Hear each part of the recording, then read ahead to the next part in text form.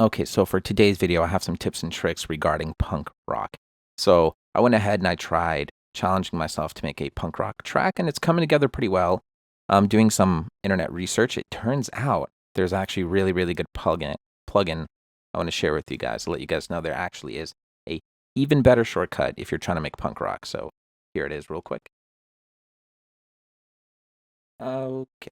Okay, so this is in here. If you want to download it, you can literally just you just go open your internet browser, go to Steven Slate drums, you go to products, and you click SSD 5.5 free. And there is a more expansive one you have to pay for. I think it's about 120 bucks. Definitely not a bad deal for what you get. I went through some of the options here of what they got. Definitely worth the shot if you're someone who really is into making rock music of any genre, really. I mean, you can use this even for other things, but it it's pretty stellar and it does sound very realistic. So I'll go ahead real quick and I'll play my track, and then I'll kind of show you a little bit of what the plugin does.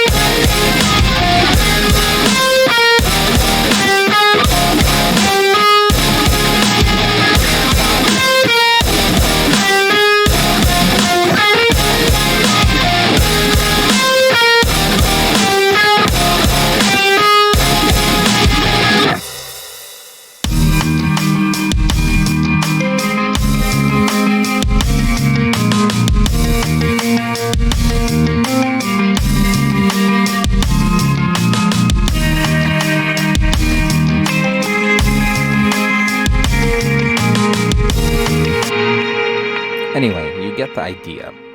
So by the time I realized what this plugin could do is too late, and I kind of formed my own drums, but maybe on a future track I might use it. Actually, I mean, I might even use it on this track. Um, there's only a few issues I have with trying to get this to side chain for the kick and snare. You can make it work, but it's a little tricky. But here, I'm going to run through real quick exactly how this plugin works.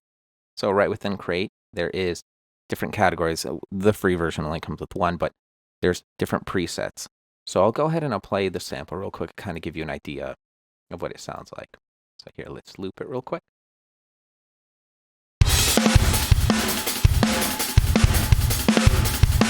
And then as I change it between these, you'll notice a slight distinction between each one.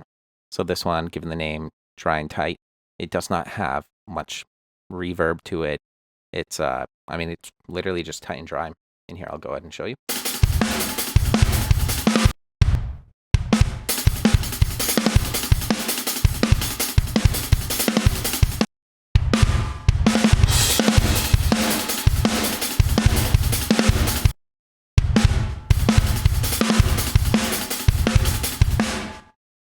Okay, but the best part is grooves. So in grooves right here, obviously different genres, different categories, and then within the categories themselves, they have a ton to choose from. So just from within here, you want an intro, you click on the intro, you can even,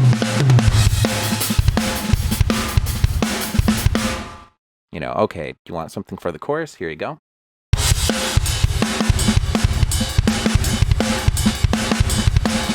And you can even adjust the speed. So let's say you want it a little slower. Let's say you want a outro and you want it slow.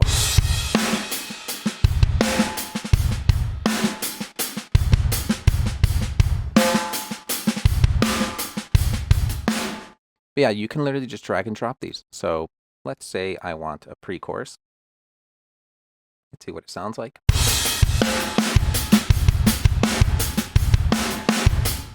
Okay, let's just go ahead and take that. We'll mute my current drums. It'll sound a little weird because the track is still technically side chained to these drums, even if they're muted. You'll kind of get the idea. So let's say I had no idea what I was doing and I needed to use this sample. to go ahead and create my drum patterns. I mean, no judgment. I've done it before, and it's a great way to start picking up on how to make punk rock drums. You can just simply open up the MIDI and take a look and simply just kind of start picking up on patterns that they use to create that distinct punk rock sound. So yeah, you go ahead and you can add it on. The drum's already muted. Here's what it would sound like if I had used their plugin.